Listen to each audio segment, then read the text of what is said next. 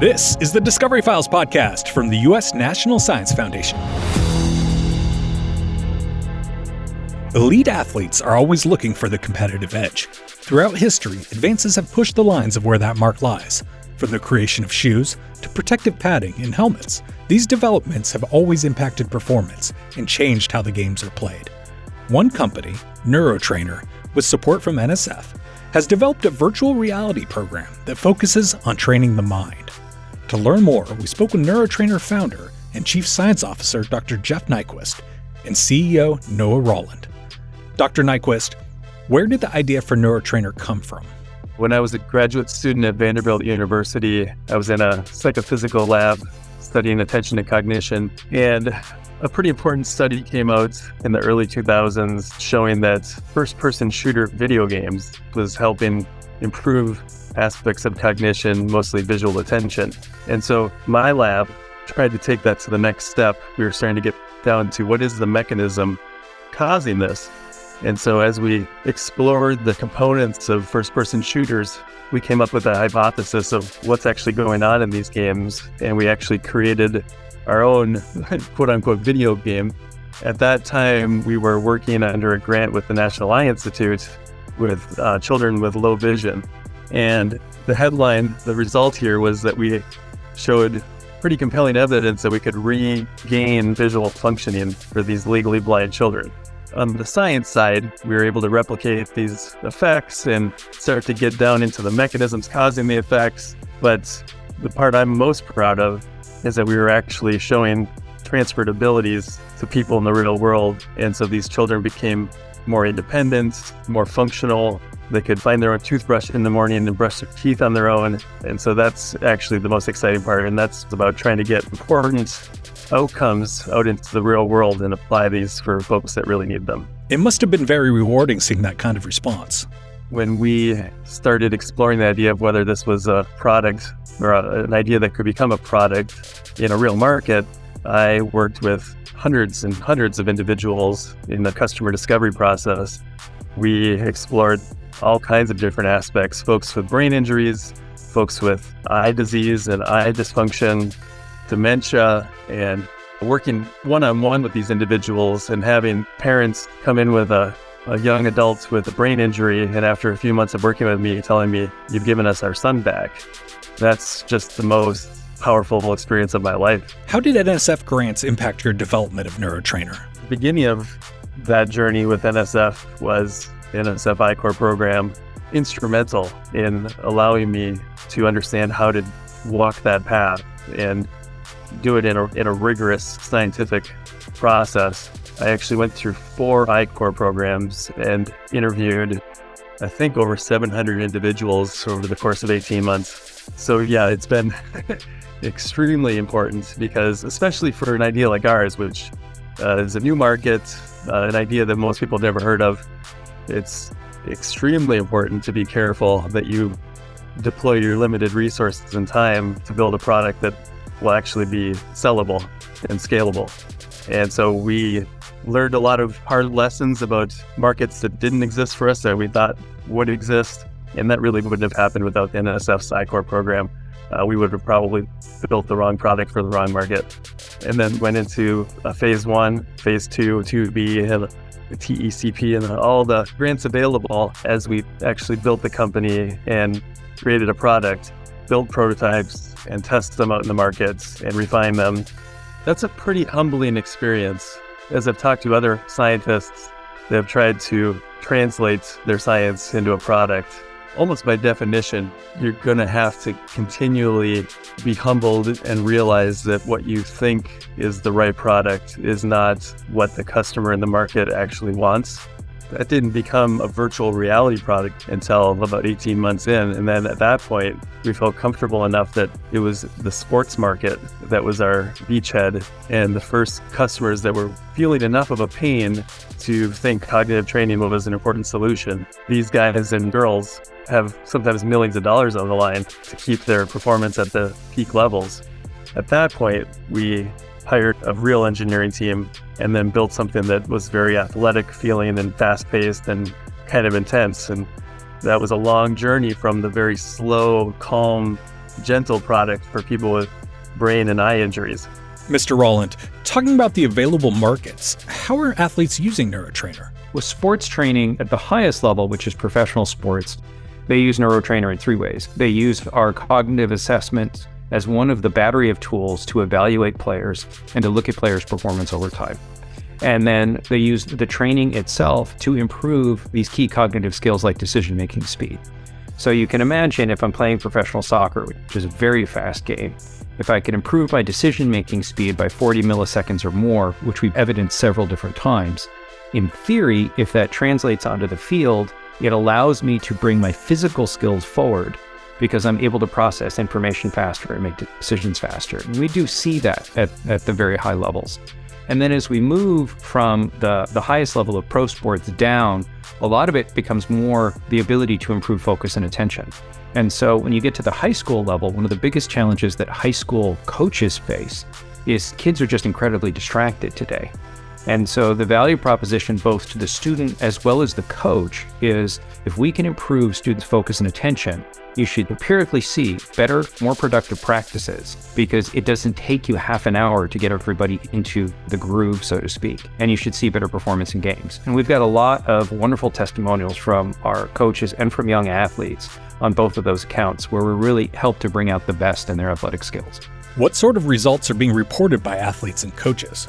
Volleyball is a very big sport for us. We'll hear from coaches, I see better blocks. My setter is in a better position because they're better able to use their peripheral vision and be able to put the ball in a more opportunistic place. What's interesting is what we hear from athletes sometimes is purely around their perception, but very often is also a reflection of their ability to be calmer under pressure. So we consider this not so much to be cognitive training, but these environments we've created allow athletes to get in mental reps in high pressure situations that provide them immediate feedback. And so we start to focus on the ability to improve resiliency, the ability to be able to stay in a high pressure situation, make a mistake and recover from that mistake faster. And that's a trend that we're hearing more and more, both from athletes and coaches. And personally, I get excited when I hear an athlete say, I'm a better soccer player. But when I hear them say, I'm better prepared to perform under pressure, that's much more inspirational because that's preparing this person for life. Now this technology is also being introduced into academic environments. Can you tell me about that use? What's happened very organically is as we enter into a school with sport, athletes will use NeuroTrainer before sport, but then in order to get enough reps in, they'll very often use it during a study hall or they'll use it after school. And so we started anecdotally hearing from athletes, when I use NeuroTrainer during study hall, I do a lot better in math afterwards. So for the average human being who doesn't have any visual impairment, over 80% of all information we're absorbing at any given time is visual. By training the eyes, we can improve your focus. We can improve sustained attention. We can improve your directional focus. And that allows us to then potentially impact things like focus skills in the classroom. I can tell you, this is becoming the issue of the day. Whether it's clinical ADHD or it's kids that just are constantly scattered, we know that the usage of these devices and the way that we consume media on these devices are training distraction and increasing distractibility. And so our goal isn't necessarily to quote unquote improve your grades. Our goal is to improve a student's ability to master their focus and direct their focus so they can use that skill well. So what's next for NeuroTrainer? Yeah, that's what keeps me up at night. VR, we believe, is the perfect environment for training the brain, but the challenge with VR is we have to get you in the headset. So there's a usability challenge in our current deployment, but then some of it is also meeting people where they are and the ability to be able to get you to address the area of the question of focus in a short, manageable way. So we've been building a 2D companion environment to NeuroTrainer to complement what we're doing in the headset, so it becomes more of a total ecosystem. And then the long term has always been getting back to clinical and medical. I started this because I care deeply about the most fragile people in our society, and they deserve and need better tools to help them live their best lives. To further explore the impacts of technology in sports, we spoke with Dr. Rayvon Fouché, Division Director in NSF's Social and Economic Sciences Division and author of a book on the topic, Game Changer, The Techno-Scientific Revolution in Sports. Dr. Fouché, how has technology impacted sports? in the last, say, 50 years, the technology has gotten really good to the point where it's influencing the outcome of sporting competition. If wearing shoes wasn't faster, we would see athletes run barefoot. If running naked was faster, we would see athletes competing without clothing and gear. But we're at the point right now where all of a sudden the technology is messing with our perceptions of what athletic competition is. So we have this belief that athletic competition is human versus human, but we're slowly moving into the space where it may no longer be human versus human. It's human versus human plus technological equipment or device, plus the science, engineering, and design team, plus geologists, plus the medical team. So all of a sudden, it becomes this team of people competing against a larger team of people. We don't show up to sporting competitions to cheer for shoes, swimsuits, baseball bats, gloves, corporate organization. We cheer for athletes. And I think that's the piece that gets people the most riled up. Is there difficulty in getting athletes to adopt new technologies? Sport is an environment that's deeply embedded in traditions. Even adding new technologies that can help athletes compete and compete better has always been a question and concern. Thinking about using things like guardian caps or other practices are changing the culture. So it's asking the questions about how do we manage these activities. And so for me, right, it's a complicated issue when you ask athletes to say during training to wear a guardian cap or wear protective measures, but in the game, that's not allowed. We're not going to do that. So how do we evolve the narratives of sporting cultures, athletic masculinity, to realize that they're new, evolving technologies that will, in a sense, make the game safer for all. What sort of developments have we seen, for example, in football? Football is really fascinating because high impact sport where we've seen a long history of injuries and been a lot of evolution in the context of professional football and youth football, from not allowing players to hit to changing the rules about how and when you can hit and penalizing people for head-on-head contact. But a lot of energy and effort has gone into designing new football helmets that are allowing for athletes to, in a sense, hit their heads together, hit their heads on the ground, and protect them from these massive impacts.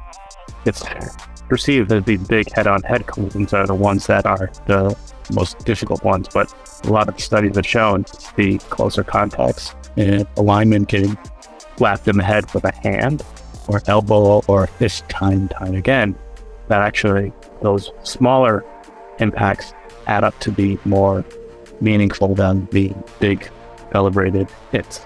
Is there a way to make football safer? So there are a host of ideas about what it means to make football safe, but I think part of the question is we haven't really had a great conversation about risk, meaning that there's no helmet that will ever make football injury proof. And what level of risk are we willing to accept? I think people that do risk-benefit analysis and decision risk management analysis are really good at having these conversations, because it's a hard thing to tell someone, hey, I know you are concerned about the reality of your brain longevity, but we're going to pay you millions of dollars and give you generational transformative wealth for your family. So people have made similar risk-benefit analysis in all kinds of ways. But I think the question is, how can we allow and design helmets that allow us for newer and have athletes live longer and be more successful? And so how do we make a cultural shift within the context of football? People accept that there are iterative changes within the science and technology that are going to continue to make helmets safer. And how do we get the athletes that we love and think are the greatest to get into those helmets and wear those helmets? Finally, the computer age has changed how we play and consume sports. I've read that they're now using RFID tags in much of the gear in professional football to collect data. Can you tell me how data is impacting the sports world? The power of tracking athletes, from their steps to their movements, the ability to create heat maps of players' performance in play, is really going to change the landscape of the way we think about athletics and the way we play sports, right? So moving light years past the kind of Moneyball examples to understanding the ways players move, where they're most effective in shooting. You have companies using data analytics to understand the best shots to be taken, from sabermetrics to understanding why the 3-point shot is becoming the only shot that's being taken in collegiate, high school, and professional basketball because of its mathematical return. So data is really important, from managing injury to training. It's not only just about injuries, but it's actually to just determine when is the moment where you are able to produce your highest performance capability, from sleep and diet, energy to effort. Part of it is back to this whole team of science and technological infrastructure to allow athletes to produce the greatest and most effective performances. And RFIDs, all these measuring technologies, part of a system and network that's pulling together big data and big data analytics to allow athletes to reach their highest heights in a sense. Special thanks to Dr. Jeff Nyquist, Noah Rolland, Dr. Rayvon Fouché, Gino Scofidio, Tim Allen, and Adam Eggers. For the Discovery Files, I'm Nate Potker. Please subscribe wherever you get podcasts, and if you like our program, share with a friend and consider leaving a review. Discover how the U.S. National Science Foundation is advancing research at nsf.gov.